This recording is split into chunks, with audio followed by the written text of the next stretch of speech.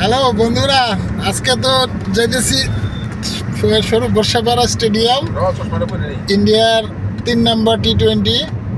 মানে অ্যাকচুয়ালি টি-20 মানে একটু তামা করুম আর কি। আজকে নিউজিল্যান্ডে 2টা ম্যাচ তো আমরা জিতছি, 3টা হাতে আছে। এখন 3টার মধ্যে তো আজকে ইন্ডিয়া কীরকম খেলবো তো বুঝতেই পারতেছো, কারণ হারলেও ব্যাপার না, জিতলে তো টার্গেট নিচ্ছি 10 ওভারে আজকে ফাইনাল খেলা, যেদিক দিয়েই হোক 10 ওভারে শেষ করতে লাগবো। তো যাই হোক, তো আজকে একটু বাড়িতে দেরি হয়ে গেলো, যে বান্টি ভাইয়ের জন্য দেরি হয়ে গেল। মানে কি বলবো, ওরও বাড়িতে দাদা নাই, সব দেখে আসতে লাগে। আর এই বিদ্যুৎ তো বলে খেলার লিগে সারাদিন ঘুমাই নাই, আমি বুঝেই পেলাম না তো এত ভালোবাসলি বিদ্যুৎ খেলা করে। আমি ক্রিকেটের পাগল। আরে আমারও তো মানে আমি কেন পাগল তুই জিজ্ঞেস কর।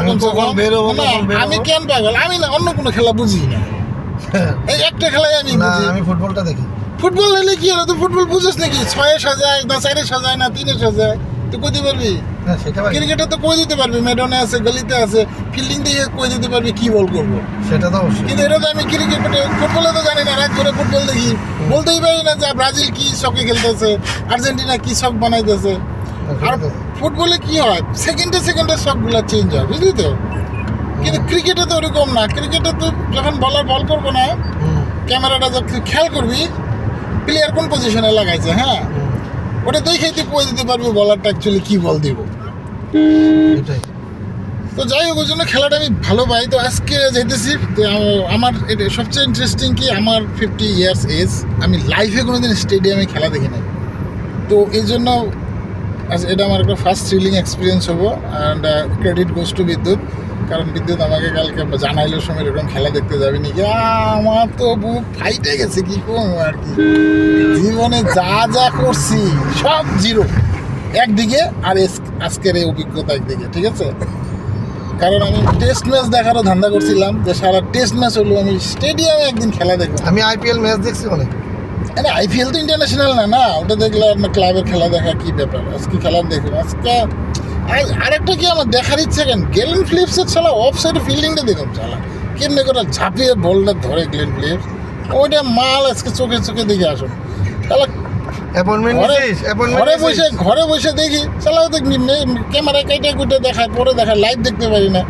চালা অফ সাইড বলে পুরো 100 মিটার কাভার করে রাখে, কোনো দিক দিয়ে বল দিতে পারবো না। চালা আজকে পয়সা উসুল চালা, তার মধ্যে তো খেলা তো তার মধ্যে একদম ইয়ের সামনে, ফিল্ডের সামনে খেলা তো দামাদাম আজকে করবো। আজকে যে বানাবো আজকে নিউজিল্যান্ড রে ভগবান। হ্যাঁ, আর কালকে আসলে ঘুমাইতে দেরি হয়ে গেল। দেরি হয়েছে মানে কি, আমি আবার এই যে খেলাগুলো হয় না, হওয়ার পর না পাকিস্তান চ্যানেলের রিভিউটা খুব দেখি, বুঝলে। মানে ওরা এত কান্নাকাটি করে ইন্ডিয়ার খেলা দেখে, বাংলাদেশে তো বাসি ফুইয়ে হয়ে গেছে গা, বেশি পাকামি করে, হ্যাঁ না বুঝে কিছু।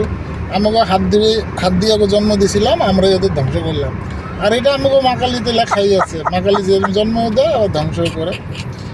কারণ শালারা টেস্ট খেলতে পারতো না, জগমোহন ডালমিয়া ওদেরকে টেস্ট প্লেইং নেশন বানাইলো। হ্যাঁ, আমরা সৌরভ গাঙ্গুলি, সচিন বাংলাদেশে ফিল্ডে গিয়ে খেলে। আপনারা ভাবেন, সচিনের সম্পত্তি হলো 10,000 কোটি টাকা, বুঝলেন কথাটা। অনেক কথা হয়তো আপনারা জানেন না, খেলা দেখেন, আজকে আমি একটু শেয়ার করি। আর বাংলাদেশের ক্রিকেট বোর্ডের টাকা হলো 420 কোটি টাকা। কথাটা ভাবেন, কোথায় 10,000 কোটি আমরা একটা প্লেয়ার তার টাকা, আর বাংলাদেশের 420 কোটি টাকা, ওটার মধ্যে আবার কত কারাগারি, কত মারামারি, ফাটাফাটি। ওই দেশ ইন্ডিয়ার লোকে চ্যালেঞ্জ করে দিল্লি না ঢাকা, থাক তোকে ঢাকা নিয়ে এখন টাড্ডা পাবি।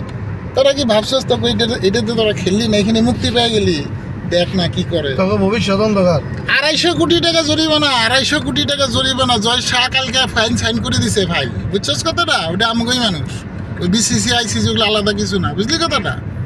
বিশ্বের বাকি কোনো দেশ বুঝাই না, তারা জানে পয়সা কোন জায়গার থেকে। পাকিস্তান দিচ্ছে না টুপি পরে তোমাকে, ওই না কিছু। দেখো ভাই, ইন্ডিয়ার তোমাকে ভালো লাগে না কি লাগে না সেটা আলাদা কথা, আগে ইন্ডিয়ার মতো হও না, তারপরে চ্যালেঞ্জ করো। একটা পাশে যখন একটা ধনী মানুষ থাকে, তুমি দেখো গরিব মানুষের সব কমপ্লেন ওর লগে থাকে, কিন্তু ওটা করে হবো না। তো তুমি ধনী হও, হয়ে ওকে চ্যালেঞ্জ করো। আমরা তো চাই, বহুত চেষ্টা করছি তোমাকে ধনী বানাইলে, কিন্তু তোমরা হবে না। যাই হোক, তোমাকে দামাদামা এবার করার ইচ্ছা আসলে পারলাম না। রোহিত শর্মাও গেছে গা টিভির থেকে, কে করবো তোমাকে দামাদামা। আর ভয় তো আইলে না, তোমরা তো আসলে তোমরা চালাকি করছিলা, ভাবছিলা তো এইবার তো মানে সেই পেলবো, নেপালও পেলবো তোমাকে, নেপালও রেডি হয়ে রয়েছে, তোমার দিকে ভালো হয়ে গেছে টিম, আফগানিস্তান তো রেডি হয়ে রয়েছে পেলার লিগে। তো এইগুলো সব লজ্জা জ্বালায় তোমরা আগেই কায়দা করে একটা ইস্যু বানাইলা, বেচারা মুস্তাফিজের জীবনটা ধ্বংস করলা। তো যাই হোক, আজকে আজকে ওখানে গিয়ে মুস্তাফিজের না, মুস্তাফিজও 9 কোটি 20 লাখ টাকা দিছিল শাহরুখ খান, ঠিক আছে। তো আচ্ছা, আইপিএল এর টাকা কি যেটা অকশন হয়, হ্যাঁ। সম্পূর্ণটা কি প্লেয়ারই পায়? হ্যাঁ, যে ওর নামে ওকে যত টাকায় নেয় ওটা ওই পায়, ওই পায় না? ট্যাক্স টাকাতে রাখে গভর্নমেন্ট অফ ইন্ডিয়া। মানে এমনি কোনো টিমের কোনো না না না, টিম তো পাই, টিম যেটা যে মালিক তারা তো রাইটসের থেকে পায় না, খেলাটা যে চালাইতেছে। লস হলো না 9 কোটি টাকা হ্যাঁ, বাংলাদেশ হয়তো। না টাকা মনে হয় দিতে লাগবো, কারণ এগ্রিমেন্ট করে ফেলেছে যে খেলাটা খেতে মানে আমি নিবো না, বুঝছো কথাটা? তো আমার দোষ না, তো আপনি হ্যাঁ হ্যাঁ, আপনি আমার নেবেন না, আমি কি টাকা দিব? ওই জন্য মুস্তাফিজ চুপচাপ আছে। ও সারা জীবনে বাংলাদেশে খেলে 9 কোটি পাবো না, ওই এক সিজনে 9 কোটি নিয়ে বেরিয়ে যাবো গা। তো যাই হোক, আমরা এখন যাইতেছি, যাই যে বিদ্যুতের করছিলাম একটা হোটেল ডাকে ঠিক করে রাখ, বিদ্যুৎ তো কইলো না, আমারও দিল না করতে হোটেলটা। এই যে আমরা এই যে টোল গেট আইছি, নিতিন গাডকারি টোল গেট, দেখছেন? এটা নিতিন গাডকারি টোল গেট। ওকে বন্ধুরা, পরে আবার করবো, হ্যাঁ।